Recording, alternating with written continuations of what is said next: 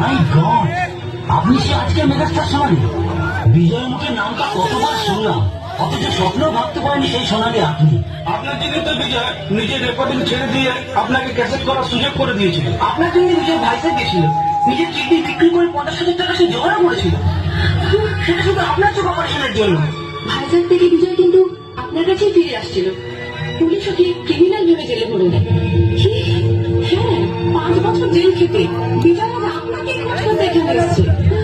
বিজয় আমাকে খুঁজতে এসেছে।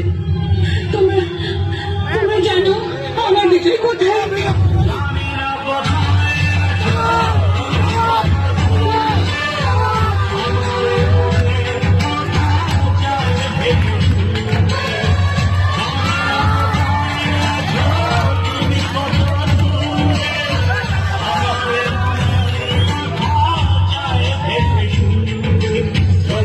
সামনে